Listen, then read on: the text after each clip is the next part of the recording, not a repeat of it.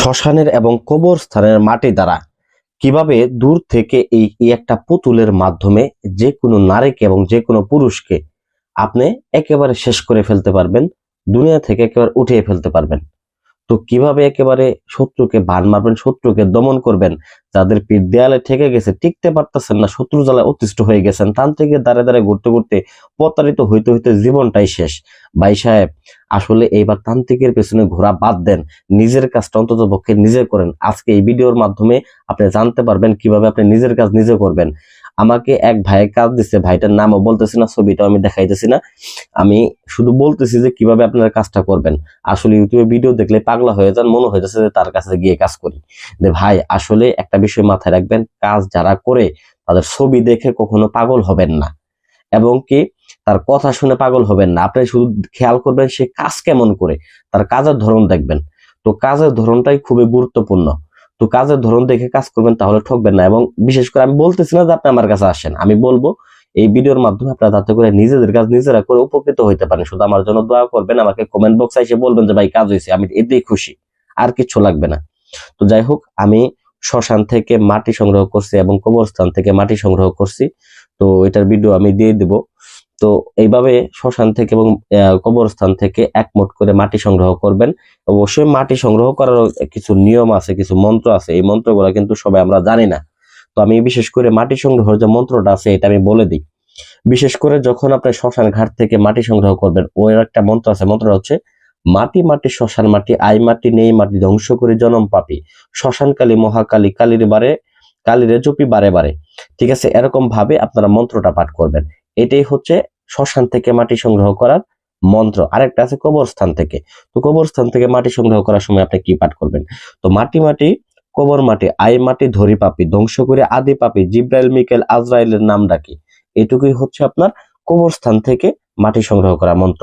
তো আপনারা এইটা পাঠ করে মাটিটা সংগ্রহ করে আইন এরকম ভাবে পুতুল বানাবেন।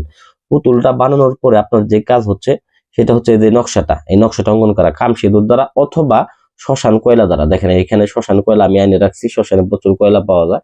তো এখানে যে পড়ানোর পরে যে এখানে কয়লাগুলো থাকে ওইগুলো কয়লা নিয়ে এসে আপনি কালি বানায় লিখতে পারেন। তো লেখার পরে এরকম ভাবে এখানে শত্রুর নাম টাম যা কিছু বিস্তারিত লিখে দিবেন। শত্রু 100% এই নকশার মাধ্যমে এবং এই পদ্ধতি যদি কাজ করেন মাত্র 72 ঘন্টার মধ্যে শত্রু মারা যাবে। 100% গ্যারান্টি। যে অবস্থায় থাকুক, তার শরীর বন্ধ থাকুক বা চালানে বাধা থাকুক, যাই কিছু থাকুক না কেন, যদি আপনি 100 তান্ত্রিক ধারাও কাজ করে থাকেন, তার মধ্যে সমস্যা থাকে বা করতে না পারে, আপনি এই কাজ নিজে করেন, দেখেন তান্ত্রিকে লাগবে না, আপনার এই কাজ দিয়ে আপনি ফলাফল পাবেন 100% গ্যারান্টিতে। তো চলুন আমি বলে দিচ্ছি। তো প্রথমত শনিবার অথবা মঙ্গলবার দিন আসন করে বসবেন। বসার পরে মাটি অবশ্যই সংগ্রহ করবেন, আগে থেকে মাটি সংগ্রহ করবেন, নকশাটা সংগ্রহ করবেন, ছবি সংগ্রহ করবেন, নাম নিবেন, নকশার মধ্যে নাম লিখে দিবেন, ছবিটা দিবেন। বিশেষ করে ছবি যদি দেন সেক্ষেত্রে নাম না দিলেও চলে, সেক্ষেত্রে আমি ছবি দিয়ে দিছি এখানে। তো যাই হোক, এই কাজটা আমি এর আগেও আমি ইউটিউবে দিছি, তো অনেক ভাইয়ের ভালো লাগছে। তো ভালো লাগার পরেই মূলত দেখা গেছে আমি কাজের অর্ডার পাইছি। তো এটা মূলত দেখা গেছে যে আমার মানে 87 বার এই কাজটা বিশেষ করে ব্যবহার করা, 87 বার। এর মধ্যে থেকে আবার প্রায় 2টা কাজ মিস হয়েছে, 2টা কাজ এই কাজ দিয়ে হয় নাই, আর বাকিগুলা হয়েছে। ঠিক আছে, আর বাকি 85 যে কাজ আছে ওইগুলো সাকসেস পাইছি আমি। তো ওগুলা মানে ভুল হওয়ার কারণ হইলো, না হওয়ার কারণ হলো এই নামগুলা ভুল ছিল। তো যাই হোক, প্রথমত আপনি কি করবেন, এই যে নকশাগুলো আছে এই নকশাগুলাকে আপনি সুন্দর করে পেঁচে নেবেন, নকশা এবং ছবিটা। যে এর আগে আমি আরেকটা ভিডিও দিছিলাম আপনাদেরকে, যে ওই ময়দার দ্বারা যেটা আপনি পাতিলের মধ্যে ভরে, ওই রকমই সেম টু সেম এরকম ভাবে আপনারা এটাকে ভালোভাবে পেঁচিয়ে নেবেন, সুন্দর করে পেঁচিয়ে নেবেন, ছোট্ট করে পেঁচিয়ে নেবেন। পেঁচে অবশ্যই জানেন যে এগুলা বশীকরণ বলেন, ভান মারণ বলেন, প্রত্যেকটা কাজের মধ্যে আসলে নকশার মধ্যে সুগন্ধি লাগাই দেওয়া উচিত।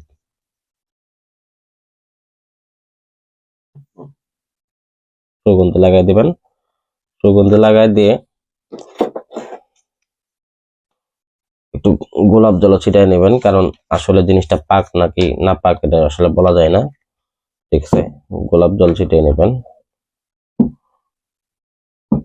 ছিটিয়ে নেওয়ার পরে ভিউয়ার্স, তারপরে দেখেন স্ক্রিনের ভিতরে খেয়াল করেন, এইখানে যে পুতুলটা দেখতেছেন এই পুতুলটার পেটের মধ্যে আমরা এটাকে ঢুকিয়ে নেব।